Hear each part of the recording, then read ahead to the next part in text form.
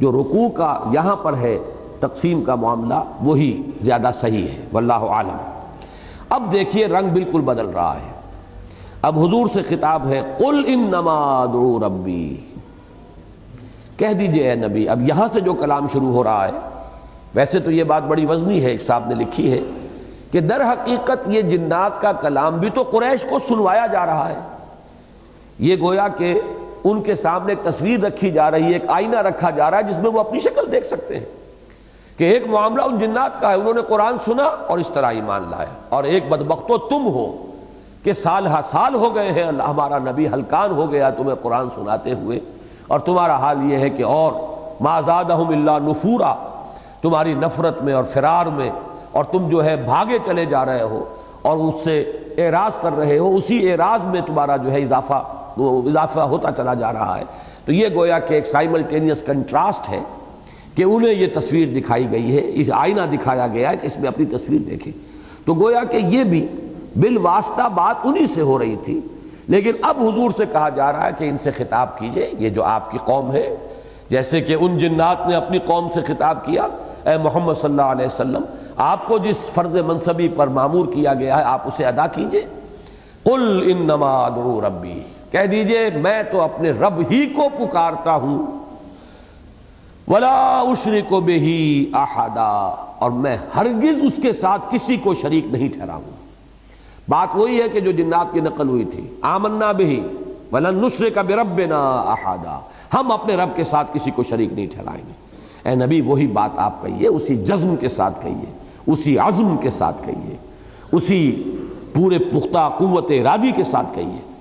یہاں در حقیقت الفاظ جو ہے اس کے اندر وہی ہے عزم بالجزم، جیسے کہ سورہ زمر کے آخر میں آیا ہے، وہاں ذرا دوسرا انداز ہے کہ اے لوگو قل افغیر اللہ تأمرونی اعبد ایھا الجاہلون، اے نبی ان سے کہہ دیجئے کہ اے جاہلو، اے حرص و ہوا کے بندو، کیا مجھ سے بھی تم توقع رکھتے ہو، مجھے بھی مشورہ دے رہے ہو کہ اللہ کے سوا کسی اور کو میں پکاروں اور کسی اور کی بندگی کروں؟ تو کیا مجھ سے بھی یہ توقع تمہیں؟ یہ سارا تمہارا دباؤ اسی لیے کہ مجھے جادہ حق سے اور صراط مستقیم جو ہے توحید کی، اس سے مجھے بھی منحرف کر دو۔ تو وہی بات ہے، قل انما ادعو ربی ولا اشرک بربی احدا، قل انی لا املک لکم ضرا ولا رشدا۔ اے نبی ان سے یہ بھی کہہ دیجئے کہ مجھے کوئی اختیار حاصل نہیں ہے تمہارے بارے میں، نہ کوئی ضرر پہنچانے کا نہ ہدایت دینے کا۔ یہاں مولانا فراہی رحمۃ اللہ علیہ کا جو اسالیب قرآن کا ایک خاص مضمون ہے، اس میں ایک اسلوب جو ہے بہت ہی عمدگی سے جو انہوں نے بیان کیا، اس کی مثالیں بار بار قرآن میں آئی ہیں، یہاں میں اس کو آپ کے سامنے بیان کر رہا ہوں کہ قرآن مجید الفاظ کی اکانومی کے لیے کہ زیادہ الفاظ نہ آئیں، ایسا کرتا ہے کہ مقابل کے الفاظ کو حذف کر دیتا ہے، اور وہ گویا کہ سامع یا قاری جو ہے اس کی ذہانت پر چھوڑ دیتا ہے کہ ایک تصویر کا رخ دکھا دیا گیا، دوسرے کو وہ خود اپنی امیجینیشن سے، اپنے تصور سے اس کو پورا کرے۔ اس لیے کہ ضرر اور رشد یہ در حقیقت تقابل کی چیزیں نہیں ہیں، ضرر کے مقابلے میں تو نفعن آئے گا اور رشد کے مقابلے میں غین آئے گا، تو گویا کہ اصلاً یہاں پر چاروں الفاظ جو ہے وہ مراد ہیں، لیکن دو کا صرف ذکر کر کے اس کے مقابل کو چھوڑ دیا گیا کہ فل ان دی بلینک۔ ایک قاری یا سامع جو ہے اگر وہ عربی زبان کا شعور رکھتا ہے، عربی ادب کا اسے کچھ ادراک ہے، تو وہ اس خانے کو، خانہ خالی کو خود پر کرے۔ گویا کہ عبارت یہ بنے گی کہ قل انی لا املک لکم ضرا او نفعا ولا رشدا او غیا، اے نبی ان سے کہہ دیجئے مجھے کوئی اختیار نہیں تمہارے بارے میں، نہ ضرر کا نہ نفع کا، اور نہ ہدایت کا اور نہ گمراہی کا، مجھے کوئی اختیار نہیں۔ یہ بہت اہم آیت ہے، اور قرآن مجید میں یہ آیت اور مقامات پر بھی مختلف اسلوب میں، الفاظ میں یہ مضمون آیا ہے، جن میں سے اہم ترین وہ ہے کہ اے نبی انک لا تہدی من احببت ولکن اللہ یہدی من یشاء، آپ جس کو چاہیں ہدایت نہیں دے سکتے، یہ تو اللہ کا فیصلہ ہے، وہ جس کو چاہتا ہے ہدایت دیتا ہے۔ اور اس میں جیسا کہ بارہا میں نے عرض کیا ہے کہ اس آیت کا مفہوم سمجھ ہی میں نہیں آ سکتا اگر ابو طالب کی شخصیت سامنے نہ ہو، کہ سب سے زیادہ جس شخص کے بارے میں حضور کے دل میں خواہش تھی کہ ایمان لائے چچا ہے، پھر یہ کہ مددگار رہے ہیں مسلسل، پروٹیکشن دی ہے مسلسل، خاندان کی پشت پناہی 10 برس تک. ورنہ تو واقعہ یہ ہے، ویسے تو اللہ تعالیٰ اور ذریعے سے بچاتا، اس کا اختیار جو ہے وہ کسی ایک ہی ذریعے تک تو محدود نہیں ہے، لیکن یہ ہے کہ جو ذریعہ اختیار ہوا، ورنہ تکہ بوٹی کرنے کے لیے پھر پڑتے ہو. جو چیز انہیں روکے ہوئی تھی وہ یہی تھی کہ خانہ جنگی شروع ہو جائے گی، بنو ہاشم جو ہے پشت پناہ ہے. اور یہی وجہ ہے کہ جب وہ مقاطعہ ہوا ہے 3 برس کا اور شیب بنی ہاشم کے اندر، محاصرے کے اندر، تو پورا خاندان بنو ہاشم تھا. یہ نہیں تھا کہ صرف اہل ایمان ہو، بلکہ تمام خاندان بنی ہاشم، اس لیے کہ انہوں نے حضور کا ساتھ دیا، ساتھ چھوڑ نہیں رہے تھے. قریش کے سرداروں کا تقاضا یہی تھا ابو طالب سے کہ آپ علیحدہ ہو جائیں، ہم جانے یہ جانے، لیکن یہ کہ انہوں نے آخری وقت تک ساتھ نہیں چھوڑا. یہ بہت بڑا احسان ہے ہم سب کی گردنوں پر ابو طالب کا. لیکن اب آپ خود سوچئے کہ ہم اگر یہ احساس کر رہے ہیں تو حضور صلی اللہ علیہ وسلم کا یہ احساس کس درجے کا ہوگا، اور کتنی خواہش تھی آپ کے دل میں کہ میرے یہ چچا جو ہے کلمہ شہادت ادا کیے بغیر دنیا سے نہ جائیں. آخری وقت تک روایات یہی ہے کہ حضور نے یہ فرمایا کہ چچا جان میرے کان میں پڑھ دیجئے یہ کلمہ شہادت، تاکہ میں اللہ کے ہاں گواہی دے سکوں. بہرحال اللہ کا فیصلہ تھا. تو یہ اگر واقعہ ذہن میں ہے تو آیت سمجھ میں آئے گی، انک لا تہدی من احببت ولکن اللہ یہدی من یشاء. تو وہی بات ہے، قل انی لا املک لکم ضرا ولا رشدا، مجھے کوئی اختیار نہیں. اب اس کے پس منظر میں کیا ہے کہ وہ لوگ تنگ آ کر یہ کہا کرتے تھے کہ اگر اے محمد تم سچے ہو تو ہم نے تمہیں جھٹلا دیا، لے آؤ پھر عذاب جس کی کہ ہمیں خبر دے رہے. کہاں رکا ہوا ہے وہ عذاب؟ کہاں وہ جہاز لنگر انداز ہو گیا جو آ ہی نہیں رہا؟ تم ہمیں دھمکیاں دے رہے ہو، اتنا عرصہ تمہیں ہو گیا، ہم نے کہہ دیا ہمیں نہیں قبول تمہاری بات، ہم نے انکار کر دیا، اب لے آؤ عذاب. اس کے بارے میں ویسے تو یہ کہ سال سائل بعذاب واقع، وہ بھی اس آیت کو بھی اس کے حوالے سے اچھی طرح سمجھیے. لا املک کو اگر میرے اختیار میں ہوتا تو شاید وہ عذاب آ چکا ہوتا، وہ میرے اختیار میں ہے نہیں، اس کا فیصلہ میرے رب نے کرنا ہے. آگے چل کر آئے گا، ان ادری، کہہ دیجئے مجھے نہیں معلوم کہ وہ قریب ہے یا بعید ہے، میں تو یہ بھی نہیں جانتا کہ کب آئے گا. اس کا فیصلے کا اختیار بھی اس کے ہاتھ میں ہے، اس کے وقت کی تعیین بھی اس کے ہاتھ میں ہے. آگے آئے گا کہ میرا تو فرض منصبی کچھ اور ہے، وہ میں ادا کر رہا ہوں. قل انی لا املک لکم ضرا ولا رشدا قل انی لن یجیرنی من اللہ احد ولن اجد من دونہ ملتحدا. اصل میں مقام نبوت اور رسالت کو قرآن مجید کی ان آیات کے حوالے سے سمجھنا چاہیے. میں نے جیسے کہ پہلے بھی ایک دن عرض کیا تھا، مسلمانوں نے بڑی ہوشیاری کے ساتھ وہ جو مقام عبدیت ہے اور مقام بندگی، اس سے اٹھا کر نبی اکرم صلی اللہ علیہ وسلم کو بھی ایک معبود کی حیثیت دے دی ہے، اور اس کے اندر دیوانہ بکار خیش ہوشیار سپر نیچرل بنا کر اور معبود کی حیثیت سے مدح کی جا سکتی ہے، معبود کی تعریف کی جا سکتی ہے، ثنا کی جا سکتی ہے. معبود جو ہے اس کا اتباع نہیں کیا جا سکتا. خدا کی تو حمد ہو سکتی ہے، ثنا ہو سکتی ہے، تعریف ہو سکتی ہے، گڑ گڑایا جا سکتا ہے، دعا کی جا سکتی ہے، مناجات کی جا سکتی ہے، اس کی پیروی کیسے کریں گے؟ لہذا پیروی سے اپنے آپ کو بچانے کے لیے یہ سارا کچھ کیا گیا. جو اصل حقیقت ہے اس کو قرآن مجید کس طرح بیان کرتا ہے؟ نبی کہہ دیجئے میرے ہاتھ میں کوئی اختیار نہیں. ذرا سا وہ جملہ نکل گیا ہے غزوہ احد میں کہ کیسے اللہ تعالیٰ ہدایت دے گا اس قوم کو، کیف یہدی اللہ قوما خضبوا وجہ نبیہم بالدم، جنہوں نے اپنے نبی کے چہرے کو خون سے رنگ دیا. فوراً پکڑ آ گئی ہے، نبی آپ کے ہاتھ میں اختیار نہیں ہے، یہ فیصلہ ہم کریں گے کہ آیا انہیں عذاب دیں، عذاب کے مستحق یہ ہیں، لیکن یہ کہ ہو سکتا ہے ہم ان کو ہدایت دے دیں، ہم ان کی توبہ قبول کر لیں، توبہ کی توفیق دیں. اور اس میں بھی اس آیت کے بھی میں عرض کیا کرتا ہوں کہ سمجھ میں نہیں آ سکتا اس کا جو اصل مفہوم ہے جب تک کہ خالد ابن ولید کی شخصیت سامنے نہ ہو، کہ غزوہ احد میں جو کچھ ہوا اس کے سب سے بڑے عالم اسباب میں اس کا سبب حضرت خالد بنے، جو اس وقت تک ایمان نہیں لائے تھے، رسالے کے پر وہی کمانڈر تھے. انہوں نے چکر دیا ہے کوہ احد کا، اور آ کر وہاں جب دیکھا کہ درہ خالی ہو گیا ہے وہاں سے حملہ کیا، اور پھر وہ 70 صحابہ شہید ہوئے. لیکن وہی خالد ہے جو ایمان لائے، اور وہی خالد ہے جنہیں محمد الرسول اللہ صلی اللہ علیہ وسلم نے سیف من سیوف اللہ کا خطاب دیا کہ خالد تو اللہ کی تلواروں میں سے ایک تلوار ہے. تو یہ چیزیں ذہن میں رکھیے، تب در حقیقت وہ صحیح مقام متوازن سامنے آئے گا جس سے اتباع کا جذبہ ابھرے گا. کہ ہاں پیروی کریں اللہ کے رسول کی.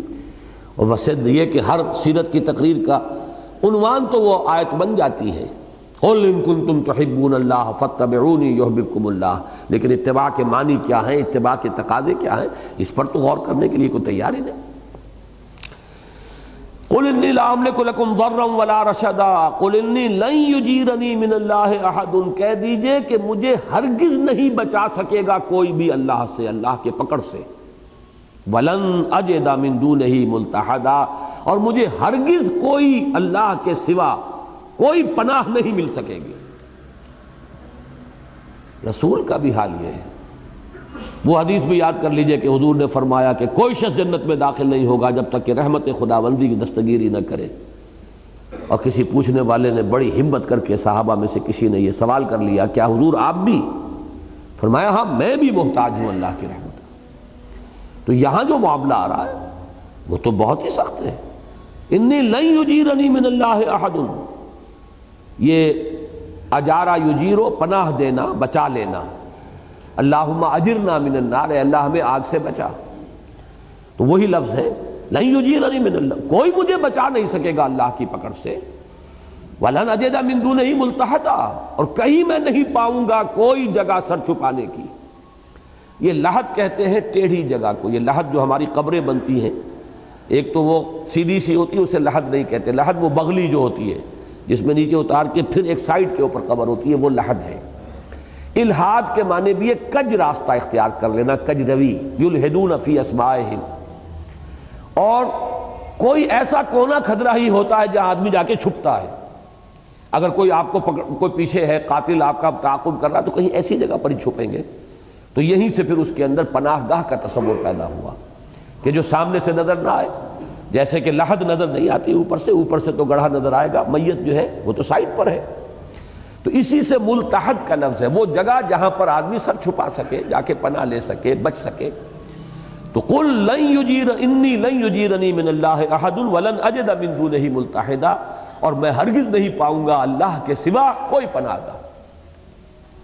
چنانچہ ایک دعا میں بھی آتا ہے ولا ملجا منک ولا ماوا الا الیک، اے رب تجھ سے بچنے کی کوئی جگہ اور تجھ سے کوئی پناہ گاہ کوئی نہیں ہے سوائے تیرے ہی حضور میں. اس کا بڑا پیارا نقشہ میں نے ایک مرتبہ کھینچا تھا کہ آپ نے دیکھا ہوگا چھوٹے بچے کو ماں مارتی ہے لیکن وہ لپٹتا ہے ماں سے، جائے کہاں؟ کوئی اور ہو آدمی تو جو مارتا ہے اس سے بھاگتا ہے وہ، لیکن بچے کے لیے تو وہی ملجا ماں باپ وہی تو ہے، کہاں جائے؟ ماں مار رہی ہے لیکن وہ اور لپٹتا ہے ماں کے ساتھ. تو یہی معاملہ پروردگار، تجھ سے بچ کر جانے کی جگہ ہے کہاں سوائے تیرے ہی پاس، تیرے ہی حضور میں، تیرے ہی دامن رحمت میں، تیرے ہی دامن عفو و کرم میں، اور اس کے سوا تو کوئی جگہ ہے ہی نہیں. لا ملجا منک ولا ماوا الا الیک، اے رب نہیں ہے تجھ سے کہیں پناہ کی جگہ اور کہیں جہاں پہ آدمی کوئی کسی کا سہارا ڈھونڈے مگر تیرے ہی جناب میں، تیرے ہی پاس. تو قل انی لن یجیرنی من اللہ احد ولن اجد من دونہ ملتحدا. اب اس کا ٹکڑا جو ہے اگلی آیت کے ساتھ جوڑیے، الا بلاغا من اللہ ورسالاتہ، سوائے اس کے کہ اللہ کی طرف سے تبلیغ کا فریضہ سر انجام دوں اور اس کے پیغامات کو پہنچانے کی ذمہ داری پوری کر دوں، تب بچوں گا، ورنہ نہیں بچ سکوں گا. اس لیے کہ بہت بڑی ذمہ داری ہے جو میرے کندھے پر ہے. میں یہ ذمہ داری ادا نہ کروں تو مجھے کون پناہ دے گا؟ ایک فرض منصبی ہے. یہ بات میں نے بارہا بیان کی ہے اپنی تقاریر میں، دعوتی تقاریر جو ہوتی ہیں اور شہادت حق کا تصور. سورہ اعراف کی آیت فَلَنَسْأَلَنَّ الَّذِينَ أُرْسِلَ إِلَيْهِمْ وَلَنَسْأَلَنَّ الْمُرْسَلِينَ، ہم پوچھ کر رہیں گے ان سے بھی جن کی طرف رسولوں کو ہم نے بھیجا، اور پوچھ کر رہیں گے رسولوں سے بھی. بہت بڑی ذمہ داری ہے رسول کے کندھے پر آئی ہے. پیغام پہنچا دے تو بری ہو گیا، نہ پہنچائے تو اس قوم کی گمراہی کا وبال آئے گا سر کے اوپر. تمہارے ذمہ تھا پیغام پہنچانا، تم نے پہنچایا کہ نہیں پہنچایا؟ جس کی بہت سادہ سی مثال میں دیا کرتا ہوں، جو حضرات نئے شامل ہو رہے ہیں ان کے لیے بیان کر رہا ہوں. پرانے ساتھیوں کو تو یہ چیزیں حفظ ہوں گی کہ اگر آپ اپنے کسی عزیز کو کوئی پیغام بھیجتے ہیں کہ کل شام تک یہ کام ضرور کر دینا ہے، ضرور کر دینا ہے ورنہ میرا کوئی نقصان ہو جائے گا. کسی کے ہاتھ آپ نے یہ پیغام بھیجا، کام نہیں ہوا. آپ کا نقصان ہو گیا. اب آپ غصے میں بھرے ہوئے بھنائے ہوئے جائیں گے اور اس کے اوپر برسیں گے کہ خدا کے بندے میں نے تمہیں پیغام بھیجا تھا, تم نے کام نہیں کیا, میرا نقصان ہو گیا. لیکن اگر وہ ایک جملہ کہہ دے کہ بھائی مجھے تو آپ کا پیغام ملا ہی نہیں, تو بتاشے کی طرح بیٹھ جائیں گے کہ نہیں؟ اب کیا کہیں گے اس سے؟ کوئی حرف ملامت اس شخص سے کہہ سکتے ہیں آپ؟ اس کی تو ذمہ داری ہوتی ہے اگر پیغام پہنچ جاتا. اب آپ آئیں گے بھرے ہوئے غصے میں اس شخص کے پاس جس کے ذریعے سے پیغام بھیجا تھا. شریف آدمی, اتنی نازک ذمہ داری تھی, میں نے تیرے سپرد کی, تو نے وہ پیغام نہیں پہنچایا. بالفرض وہ کہہ دے میں نے تو پہنچا دیا تھا, تو وہ بری. تو یہ ٹرائنگل ذہن میں رکھیے. پیغام بھیجنے والا, جس کے ذریعے پیغام بھیجا گیا اور جس کو بھیجا گیا, یہ تین ہیں. پیغام بھیجنے والا اللہ ہے, جس کے ذریعے بھیجا وہ رسول ہے, جن کو بھیجا وہ ان کی امتیں ہیں, قوم ہیں, لوگ ہیں, انسان ہیں. رسول پیغام پہنچا دے تو بری, ذمہ داری یہی ہے. نہ پہنچائیں بالفرض تو پکڑے جائیں گے, وہ دوسرے بچیں گے. اب دیکھیے اس کی مثال ہے, وہ بعض حضرات شاید پسند نہ کریں اس کو. قرآن مجید نے مضامین کو واضح کرنے کے لیے ایک ایک مثال رکھی ہوئی ہے. پیغام کے پہنچانے میں تھوڑی سی کسر رہ گئی تھی حضرت یونس علیہ السلام سے. وقت معینہ سے پہلے, اللہ تعالیٰ کی ایکسپریس پرمیشن سے پہلے قوم کو چھوڑ کر چلے گئے. تو اب جو وہ اکاؤنٹنگ کا نظام ہے, ایک طرف ڈیبٹ ہوا, دوسرا کریڈٹ ہو گیا. ڈیبٹ ہوا رسول کے ذمے, پکڑ لیے گئے, رہتے اسی مچھلی کے پیٹ میں.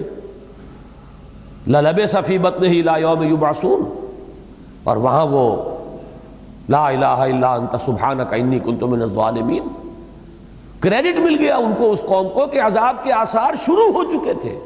کسی قوم پر ایسا نہیں ہوا کہ عذاب کے آنے کے بعد عذاب کے آثار شروع ہو اور پھر عذاب ٹل جائے.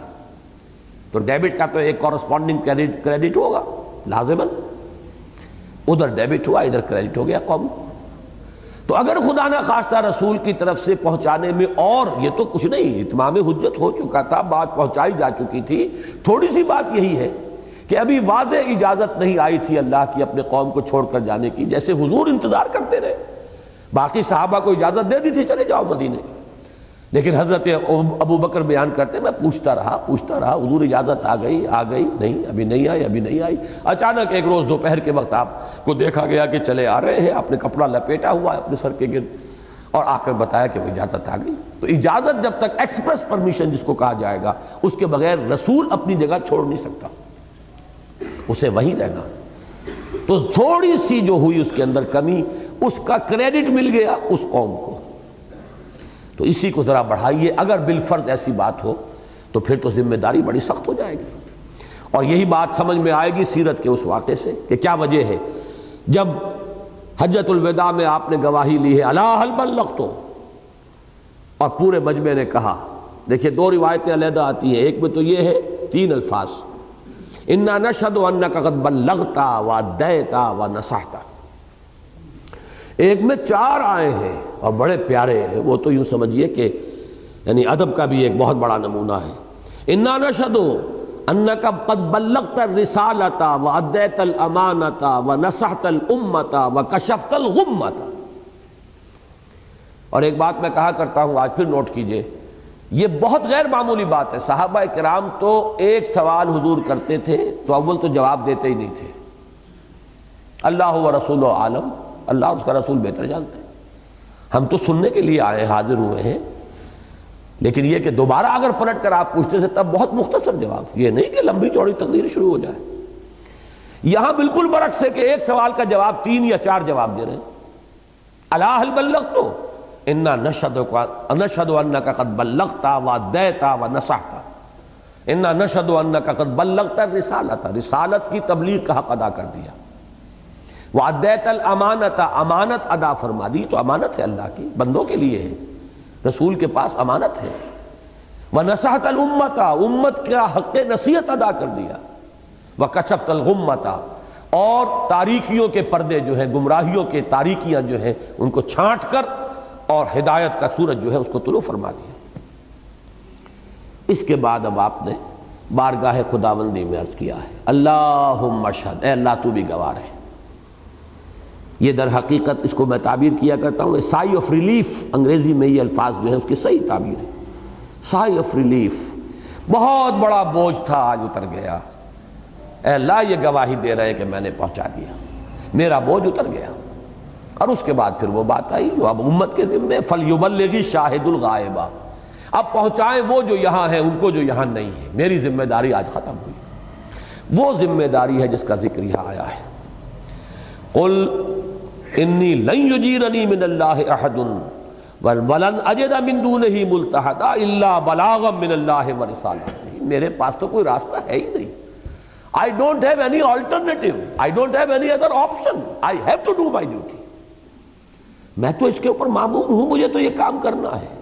تم مذاق اڑاؤ، تم میری تکہ بوٹی کرنے کے جو بھی کوشش کر سکتے ہو کر لو، تمہیں جو کرنا ہے، جو بن سکے تو جو بھی کر سکتے ہو کر گزرو، لیکن مجھے تو اپنا فرض ادا کرنا ہے، اس لیے کہ میں خود اللہ سے ڈرتا ہوں، مجھے تو خود اس کی پکڑ کا اندیشہ ہے۔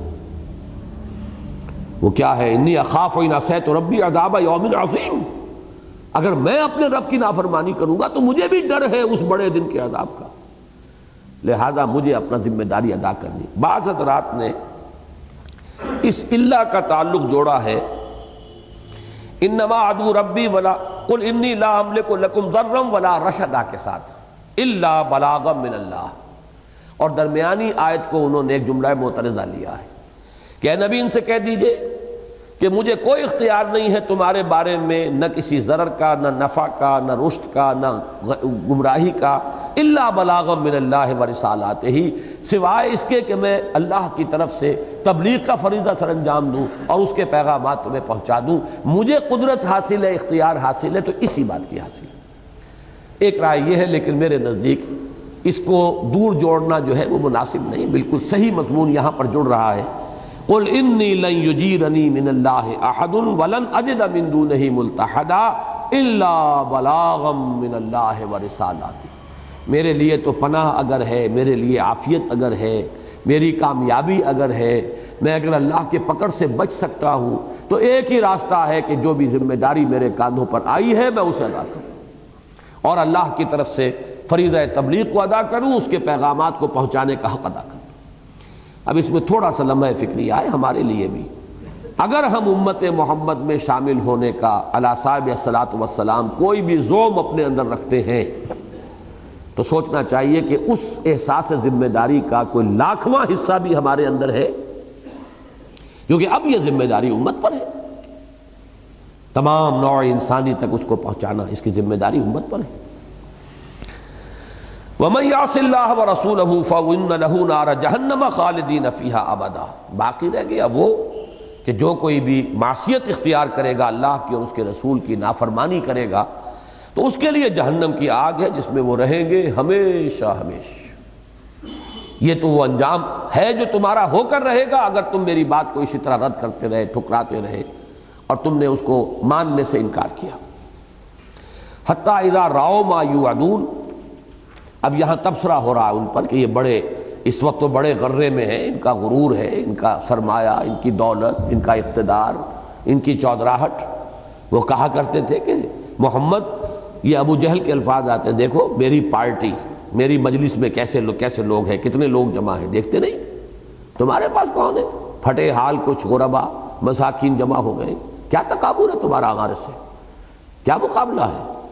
یہ سورہ مریم میں بھی تفصیل سے آیا ہے کہ وہ یہ کہا کرتے تھے کہ دیکھو کس کے پاس نفری زیادہ ہے، کس کے پاس مال زیادہ ہے۔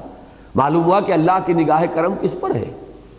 تمہارے پاس نہ سرمایہ، جو بھی کچھ ہے وہ بیوی کی دولت ہے اگر ہے بھی، تمہاری اپنی تو کوئی دولت نہیں، کوئی جائیداد نہیں، کوئی حیثیت نہیں، کوئی سرمایہ نہیں، کوئی تمہارے پاس قریش کے مناصب میں سے کوئی منصب نہیں۔ تو یہاں اب اس کا جواب دیا جا، حتیٰ اذا رأوا ما یوعدون، اس وقت تو یہ بڑے تنتنے میں ہے، لیکن جب وہ دیکھ لیں گے، یہاں تک کہ جب وہ دیکھ لیں گے جس چیز کا ان سے وعدہ کیا جا رہا ہے، اور یہ وعدے ذہن میں رکھیے دو ہیں، رسول ہمیشہ دو وعیدیں، دو دھمکیاں، دو عذابوں کی خبر دیتے رہے۔ نمبر ایک، اگر تم نے ہماری بات نہیں مانی ہلاک کر دیے جاؤ گے، یہ تو دنیا کی سزا ہے۔ نمبر دو، اصل عذاب جو ہے وہ تو آخرت کا ہے ہی ہے، جہنم۔ تو حتیٰ اذا راؤ ما یوعدون فسیعلمون من اضعف ناصرا واقل عددا، تو اس روز یہ جان لیں گے اچھی طرح، حقیقت کھل جائے گی کہ کون ہے وہ کہ جو اضعف ناصرا، مددگاروں کے اعتبار سے زیادہ ضعیف ہے، کمزور ہے، جس کے مددگار جو ہے وہ طاقتور نہیں ہے، واقل عددا، اور کون ہے اپنی نفری کے اعتبار سے، عدد کے اعتبار سے قلیل۔ یعنی در حقیقت جو صورت اس وقت ہے وہ بالکل برعکس نظر آئے گی انہیں، کہ وہ معلوم ہو جائے گا کہ ہماری یہ ساری طاقت اور ہمارا یہ سارا دبدبہ ہبا منصورہ ہو کر رہ گیا، اور اللہ تعالیٰ وہ جیسے کہ حضرت مسیح نے ایک تمثیل دی تھی کہ وہی پتھر کے جس کو رد کر دیا گیا وہی بنیاد کا پتھر بن گیا، جنہیں سمجھا گیا بہت حقیر، وہی ہے کہ پھر اللہ تعالیٰ نے ان کو نوازا، دنیا میں بھی غلبہ دیا، اور آخرت میں تو جو ان کے لیے فوز و فلاح ہے اس کا کوئی ہم تصور کر ہی نہیں سکتے۔ قل ان ادری قریب ما توعدون ام یجعل له ربی امدا، اے نبی ان سے کہہ دیجئے میں نہیں جانتا، یہ مجھے معلوم نہیں ہے۔ جب وہ کہتے تھے لے آئیے عذاب، کیوں آخر دیر کیوں لگ رہی ہے، کہاں رک گیا وہ؟ قل ان ادری، مجھے بالکل معلوم نہیں، میں نہیں جانتا۔ اقریب ما توعدون، جس چیز کی تمہیں دھمکی دی جا رہی ہے آیا وہ قریب آ چکی ہے شے؟ ام یجعل له ربی امدا، یا میرا رب ابھی اس کے لیے ایک مدت دراز جو ہے اور حائل کیے رکھے گا؟ مجھے نہیں پتا، میرا یہ کام ہی نہیں، میرا یہ کنسرن ہی نہیں، میرا کنسرن تو یہ پہنچاتا رہوں جتنی مدت بھی ہے، جب تک اللہ کا حکم ہے، جب تک اس کا فیصلہ نہیں آتا میں پہنچاتا رہوں گا، تبلیغ کرتا رہوں گا، حق بات تم تک اور اللہ کا پیغام تم تک پہنچاؤں گا، یہ میرا مجھ سے متعلق نہیں اور مجھے معلوم نہیں۔ ان ادری اقریب ما توعدون ام یجعل له ربی امدا، میں نہیں جانتا کہ آیا قریب آ چکی ہے وہ شے جس کا تم سے وعدہ کیا جا رہا ہے، یعنی دنیا کی پکڑ یا قیامت، یا یہ کہ ابھی میرا پروردگار اس میں کوئی طویل جو ہے وقفہ ابھی حائل فرمائے گا، میں نہیں جانتا۔ یہ مضمون اپنے کلائمیکس پر ہے سورہ انبیاء کے اختتام پر۔ فَإِن تَوَلَّوْا فَقُلْ آذَنْتُكُمْ عَلَىٰ سَوَاءٍ وَإِنْ أَدْرِي أَقَرِيبٌ أَمْ بَعِيدٌ مَا تُوعَدُونَ، میں نہیں جانتا کہ جس چیز کی تمہیں دھمکی دی جا رہی ہے وہ قریب آ چکی ہے یا دور ہے۔ إِنَّهُ يَعْلَمُ الْجَهْرَ مِنَ الْقَوْلِ وَيَعْلَمُ مَا تَكْتُمُونَ، وہی جانتا ہے جو بلند آواز سے تم کہتے ہو اس کو بھی سنتا ہے، اور جو دل میں چھپائے ہوئے وہ بھی اس کے علم میں ہے۔ وَإِنْ أَدْرِي لَعَلَّهُ فِتْنَةٌ لَكُمْ وَمَتَاعٌ إِلَىٰ حِينٍ، اور میں نہیں جانتا، ہو سکتا ہے کہ ابھی یہ تمہارے لیے آزمائش کی رسی اور دراز ہو، اور متاع إِلَىٰ حِين، اور ابھی کچھ عرصے کے لیے تمہیں دنیا میں رہنے بسنے اور برتنے کھانے پینے کا اللہ اور موقع دے، میں نہیں جانتا۔ It's none of my business, یوں سمجھیے کہ مجھے اس سے کوئی سروکار نہیں، میرا اس سے کوئی تعلق نہیں، میری ذمہ داری تو بڑی پیاری آیت ہے الا بلاغا من اللہ ورسالاتہ، میری ذمہ داری یہ ہے، اور یہ ہے وہ کام جو مجھے کرنا ہے، یہ میں نہ کروں تو میں اللہ کے ہاں پکڑا جاؤں گا، اور کوئی نہیں ہوگا مجھے اس کی پکڑ سے بچانے والا، اور کوئی ٹھکانہ نہیں ہوگا میرے لیے کہ جس کو میں پناہ گاہ بنا سکوں۔ عالم الغیب فلا یظہر علی غیبہ احدا، وہ ہے غیب کا جاننے والا۔ اب یہاں پہ چونکہ الف لام آیا ہے، کل غیب کا جاننے والا، وہ تمام غیب کا جاننے والا ہے۔ فلا یظہر علی غیبہ احدا، تو وہ نہیں مطلع فرماتا اپنے غیب پر کسی کو، الا من ارتضی من رسول، سوائے اس کے کہ جس کو وہ پسند کر لے رسولوں میں سے۔ فإنہ یسلک من بین یدیہ ومن خلفہ رصدا، تو وہ پھر چلاتا ہے، معین کر دیتا ہے اس کے سامنے بھی اور اس کے پیچھے بھی محافظین، حفاظت کرنے والے، راصد کی جمع رصدا۔ یہ ذرا ایک ہمارے ہاں کا جو بڑا ہی ایک کنٹروورشیل سا ایشو ہے، علم غیب کا معاملہ۔ حضور کو علم غیب حاصل تھا کہ نہیں تھا، اس میں دو بالکل ایکسٹریمز ہمارے ہاں پائے جاتے ہیں۔ ایک حلقہ وہ ہے جو غیب کی کلی نفی کرتا ہے، اور ایک اس حد تک پہنچ گیا کہ کل کا کل غیب حضور کو حاصل ہے، کل علم۔ اس میں جو درمیانی بات ہے وہ ایک تو یہ کہ میں نے جیسا کہ بارہا عرض کیا ہے کہ جب میں نے رجوع کیا ان کے ایک عالم دین سے کہ آپ کا اصل موقف کیا ہے بریلوی مکتب فکر کے ایک خاص نمایاں فرد سے، تو انہوں نے جو بات کہی تو اس کے بعد میرا جو ہے میرے لیے تو کم سے کم اطمینان کا پورا سامان فراہم ہو گیا کہ اصل میں ان کے واعظین نعت گو ان کی باتیں اور ہیں، ان پر توجہ نہیں کرنی چاہیے، اصل میں تو ان کے علماء سے بات کرنی چاہیے کہ ان کا موقف کیا ہے۔ انہوں نے صراحت کے ساتھ یہ کہا کہ ہم حضور کے علم کے بارے میں 3 باتیں جانتے ہیں۔ حضور کا علم قدیم نہیں تھا، حادث تھا۔ حضور کا علم ذاتی نہیں تھا، عطائی تھا۔ حضور کا علم لامحدود نہیں تھا، محدود تھا۔ ان 3 باتوں کے بعد اب بحث جو ہے میں سمجھتا ہوں کہ وہ صرف بحث برائے بحث رہ جاتی ہے، اس کے سوا کچھ نہیں۔ باقی یہ کہ حضور کے علم کا ہم جو ہے وہ خود حساب کتاب شروع کر دیں، اس کی لمبائی چوڑائی ناپنی شروع کر دیں تو وہ ہماری حماقت ہے، اس لیے کہ در حقیقت رسالت جو ہے وہ شیء از غیب ہے۔ اگر علم غیب میں سے کوئی حصہ نبی کو نہ ملے تو وہ نبی ہے ہی نہیں۔ ہمارے لیے علم غیب، پہلی بات تو یہ نوٹ کیجئے کہ غیب کا لفظ در حقیقت مخلوق کے لیے، اللہ کے لیے تو ہے ہی نہیں۔ اللہ کے لیے کوئی شے غیب نہیں ہے، ہر شے آنے واحد میں اس کے سامنے، ماضی بھی مستقبل بھی، ہماری نگاہوں سے چھپی ہوئی بھی، ہمارے سامنے بھی، ہماری بات بھی جو ہم زبان سے کہہ رہے ہیں اور ہمارا خیال بھی جو ہمارے دل میں ہے، سب کچھ اس کے سامنے، اس کے لیے تو غیب ہے ہی نہیں۔ تو غیب کا لفظ جو ہے استعمال ہوتا ہے مخلوق کے اعتبار سے، اس کے لیے جو چیز غیب ہے اس میں سے اللہ تعالیٰ کچھ اپنے انبیاء کو عطا فرماتا ہے، تب وہ نبی بنتے ہیں، ورنہ وہ نبی کیسے بنے؟ فرشتے ہمارے لیے غیب ہیں، فرشتہ ان کے سامنے آتا ہے، فرشتے کو اس کی اصل شکل میں بھی 2 مرتبہ دیکھا ہے۔ وَلَقَدْ رَآهُ نَزْلَةً أُخْرَىٰ عِنْدَ سِدْرَةِ الْمُنتَهَىٰ إِذْ يَغْشَى السِّدْرَةَ مَا يَغْشَىٰ۔ اب آپ کو معلوم ہے کہ فرشتے کو اصل شکل میں وَلَقَدْ رَآهُ بِالْأُفُقِ الْمُبِينِ وَمَا هُوَ عَلَى الْغَيْبِ بِضَنِينٍ وَمَا هُوَ بِقَوْلِ شَيْطَانٍ رَجِيمٍ۔ فرشتہ ہمارے لیے غیب ہے، انسانی شکل میں تو حضور کے سامنے بھی آیا اور ہمیں بھی کیا پتہ کوئی جا رہا ہو اللہ کا کوئی فرشتہ انسانی شکل میں ہو، لیکن اصل ملکی صورت میں حضرت جبرائیل کو حضور نے 2 مرتبہ دیکھا۔ جنت کی سیر اللہ نے کرائی، دوزخ کا مشاہدہ آپ کو کرایا، تو یہ تمام چیزیں ہمارے لیے غیب ہیں۔ اس معنی میں اللہ تعالیٰ اپنے غیب پر مطلع فرماتا ہے، جیسے کہ فرمایا كَذَلِكَ نُرِي إِبْرَاهِيمَ مَلَكُوتَ السَّمَاوَاتِ وَالْأَرْضِ وَلِيَكُونَ مِنَ الْمُوقِنِينَ۔ نبیوں کو، رسولوں کو جس نوع کا یقین اللہ دینا چاہتا ہے، وہ تو یقین کی بھٹیاں ہوں گی تو ان سے یقین دوسروں تک پہنچے گا۔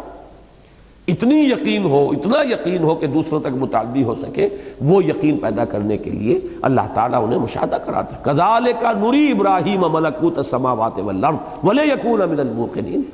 اسی طرح ہم ابراہیم کو ملکوت السماء والارض دکھاتے رہے، مشاہدہ کراتے رہے، تاکہ وہ پورا یقین کرنے والا بن جائے۔ تو یہ اصل میں ہے مسئلہ بہت سادہ، بہت سیدھا، لیکن بڑی اس کے اندر پیچیدگیاں ہیں۔ اب بعض حضرات نے عجیب ایک ڈیفینیشن کی ہے، جو غیب کی نفی کرتے ہیں حضور سے یا نبیوں سے یا رسولوں سے، وہ کہتے ہیں غیب وہ ہے جو از خود حاصل ہو بغیر اللہ کے بتائے۔ یہ کہاں سے ڈیفینیشن آ گئی، سمجھ میں نہیں آیا۔ از خود تو جیسا کہ میں نے بتایا کہ وہ اپنی کتابیں دکھاتے ہیں کہ وہ تو کوئی شے ذاتی ہے ہی نہیں، وجود ذاتی نہیں ہے، صفت کیسے ذاتی ہو جائے گی؟ اللہ کے سوا جتنی مخلوقات ہیں ان کا وجود بھی ذاتی نہیں ہے، اللہ کا عطا کردہ ہے۔ اس وجود کے اوپر جو صفات مترتب ہوتی ہیں ثانوی درجے میں، وہ کیسے ذاتی ہو جائے گی؟ ذاتی تو علم ہے ہی نہیں، کسی کا کوئی علم ذاتی نہیں، نہ فرشتوں کا۔ سبحانک لا علم لنا الا ما علمتنا، پاک ہے تو، ہمیں کوئی علم حاصل نہیں سوائے اس کے جو علم تو نے ہمیں دیا۔ لا یحیطون بشیء من علمہ الا بما شاء، اس کے علم میں سے کسی ذرے کا بھی احاطہ کوئی نہیں کر سکتا سوائے اس کے جو اللہ چاہے، تو اللہ کا عطا کرنا ہے۔ تو وہ بات بتائی ہے کہ یہ قیامت کب آئے گی، عذاب کب آئے گا، اللہ بتا دیتا تو پتہ چل جاتا۔ ہمیں معلوم ہے قیامت کے بارے میں اللہ نے حضور کو بھی نہیں بتایا، حدیث صاف ہے، قرآن مجید میں صراحت ہے۔ عذاب کے بارے میں ہو سکتا ہے کہ اللہ نے بتایا ہو، بعد میں بتایا ہو، اس وقت نہ بتایا ہو کب وہ عذاب آنے والا، اس لیے کہ غزوہ بدر کا تو ہمیں معلوم ہے کہ آپ نے ایک دن پہلے جو ہے بتایا ہے، جب میدان کا چکر لگا یہاں پر ابو جہل گرے گا، یہاں پر فلاں گرے گا، یہاں اس کا مقتل بنے گا، یہاں اس کا، یہ کس نے بتایا؟ حضور نے بتایا۔ لیکن یہ کہ ہم یہ نہیں سمجھتے کہ یہ ساری بات آپ کو ذاتی طور پر معلوم ہو گئی، بلکہ اللہ نے جو بتایا، اللہ کے نے جو بھی آپ کو علم عطا فرمایا وہ حاصل ہو گئی۔ تو لا یظہر عالم الغیب، کل غیب کا جاننے والا تو وہی ہے، اللہ ہے۔ لا فلا یظہر علی غیبہ، وہ ظاہر نہیں کرتا، بلکہ ظاہر نہیں بلکہ غالب نہیں کرتا اپنے غیب پر۔ یہ اظہار کا لفظ ہے، غالب کرنا، آگاہ کر دینا۔ آگاہی بھی ایک طرح کا غلبہ ہے۔ جب آپ کسی چیز کو جان لیتے ہیں تو گویا کہ آپ اس پر غالب آ گئے ہیں، ایک علمی غلبہ ہے وہ۔ اور اللہ غالب نہیں کرتا اپنے غیب پر، یعنی اللہ تعالیٰ دسترس نہیں دیتا کسی کو اپنے غیب پر، الا من ارتضی من رسول، سوائے اس کے کہ جس کو وہ پسند کرے اپنے رسولوں میں سے۔ اب اس میں یہ بات بھی اضافی، جتنا چاہے، جس کو جتنا چاہے اللہ تعالیٰ عطا فرمائے۔ اب جب رسولوں کو وہ پسند کر لیتا ہے اور انہیں غیب کا بھی ایک حصہ دیتا ہے، دکھاتا ہے، مشاہدہ کراتا ہے، فَإِنَّهُ يَسْلُكُ مِن بَيْنِ يَدَيْهِ وَمِن خَلْفِهِ رَصَدًا، تو اب ان کے اوپر پہرے دار معین کر دیتا ہے۔ یسلو کو پھر وہی لفظ آ گیا، چلاتا ہے، مقرر کرتا ہے، معین کر دیتا ہے، ان کے سامنے بھی اور پیچھے بھی۔ یہ وہ پہرے دار ہیں کہ جو پورا اطمینان کرتے ہیں۔ اسی پہرے داری کی وہ صورت بھی ہے جو اس کے پہلے رکوع میں آ چکی ہے، کہ جب وحی نازل ہوتی تھی کہ یہ وحی نبوت، تو یہ کہ آسمانوں پر بھی پہرے ہوتے تھے کہ کہیں شیاطین جن جو ہیں وہ کہیں اس میں سے کچھ لے نہ اڑے، جا کر کسی کاہن کے کانوں میں پھونک نہ مارے، کہیں اس میں کوئی دخل نہ دے سکے۔ تو پہرے، اور انہی پہروں کا اہتمام ہوتا تھا کہ جو بھی رسالت کا فرض پہنچایا جا رہا ہے، فریضہ ادا کیا جا رہا ہے، تو رسول کے لیے اس میں وہ چیز بھی ہے، واللہ یعصمک من الناس، اللہ بچائے گا تمہیں لوگوں سے۔ یہ جو چاہے کر دے کے، لیکن اللہ تعالیٰ کا وعدہ ہے نبی آپ اپنا فرض ادا کرتے رہیے، واللہ یعصمک من الناس، اللہ تعالیٰ بچائے گا تمہیں انسانوں سے۔ اس کے لیے بھی ظاہر بات ہے کہ غیر مرئی پہرے دار ہیں جن کے ذریعے سے حضور کی تحفظ، حضور کے لیے حفاظت کا اللہ تعالیٰ نے بندوبست کیا ہے۔ تو یہ دونوں چیزیں کہ ایک تو وہ پہرا پورا ہے کہ جو بات آئی ہے صحیح صحیح آئے، صحیح صحیح ان کی زبان سے نکلے، صحیح صحیح لوگوں تک پہنچے، اس میں کہیں کوئی جنات جو ہے کوئی دخل اندازی نہ کر لیں، کہیں اس کے اندر جو ہے غلط بات شامل نہ کر دیں، پورے پہروں کا بندوبست کر لیا جاتا ہے۔ الا من ارتضی من رسول فإنه يسلك من بين يديه ومن خلفه رصدا۔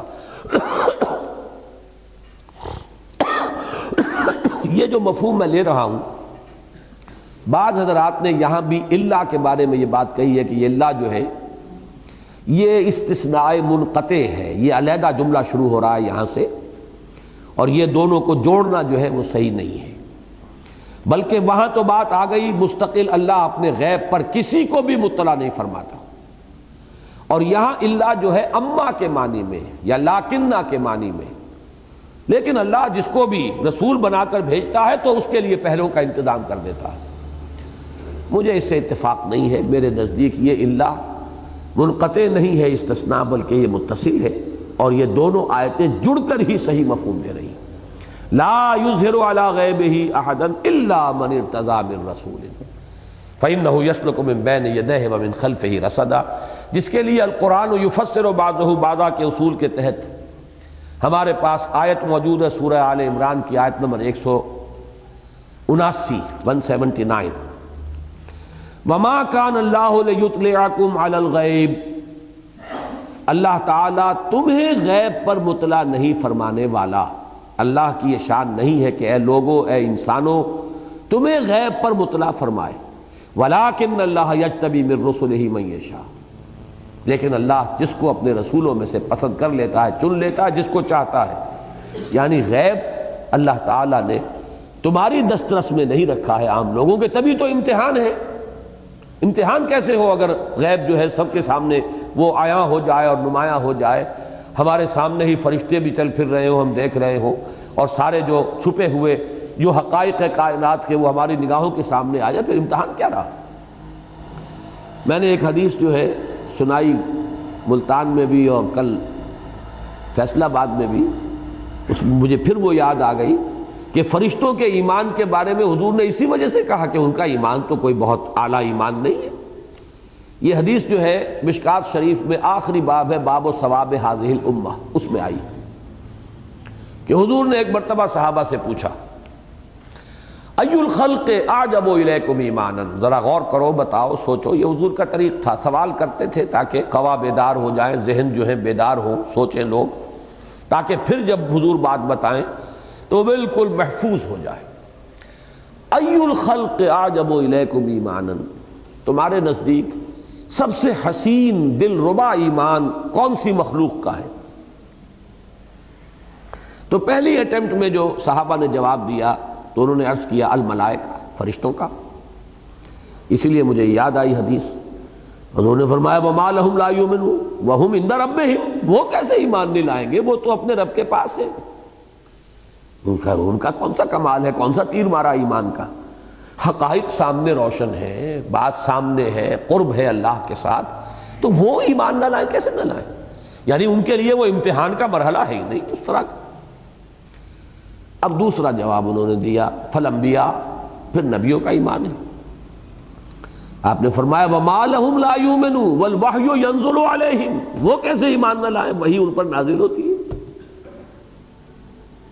یہ اس میں بڑا تواضع کا پہلو ہے کہ حضور صلی اللہ علیہ وسلم نے اپنے معاملے کو بھی اس وقت جو ہے وہ ایک بات سمجھانی ہے، ایک دل جوئی ہے جو امت کی کرنی ہے، اس وقت پیش نظر ہے، لہذا اس کو بھی رد کیا. اب بڑی ہمت کر کے انہوں نے کہا فنحن، پھر ہم ہیں، ہمارا ایمان، اس کو بھی رد کیا. وما لکم لا تؤمنون وانا بین اظہرکم، تم کیسے ایمان نہ لاؤ جبکہ میں تمہارے سامنے موجود ہوں، تمہارے مابین موجود ہوں. اب یہ تین جواب رد کر کے حضور نے فرمایا ان اعجب الخلق الی ایمانا لاخواننا الذین یاتون من بعدی یجدون صحفا فیہ کتاب اللہ فیؤمنون بما فیہا. بڑی اہم حدیث ہے.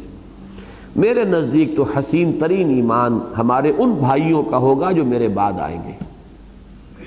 انہیں کچھ کتابیں ملیں گی، اوراق ملیں گے، صحیفے ملیں گے جن میں اللہ کی کتاب درج ہوگی. فیؤمنون بما فیہا، وہ ایمان لائیں گے اس پر جو اس میں ہے. تو یہ ہے اعجب الخلق الی ایمانا، حضور نے فرمایا وہ لوگ.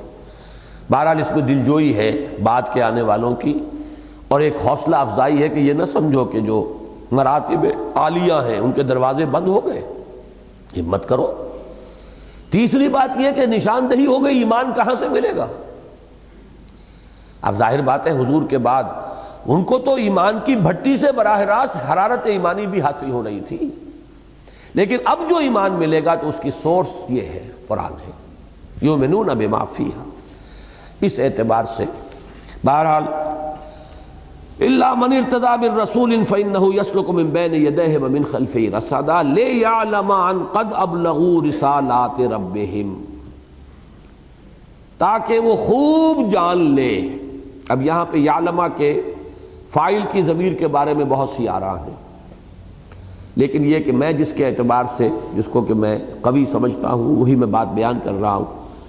اس کا فاعل اللہ ہے، لیکن ترجمہ جب اللہ کے حوالے سے ہم کریں گے تو ہم کہیں گے تاکہ اللہ دیکھ لے.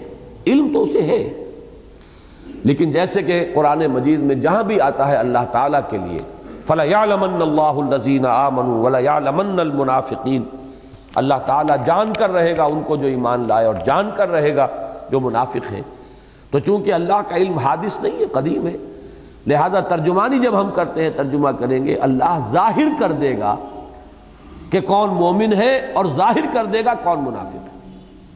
اللہ ظاہر کر دے گا یا دیکھ لے گا کہ کون ایمان والا ہے اور کون ایمان سے تہی ہے، محروم ہے.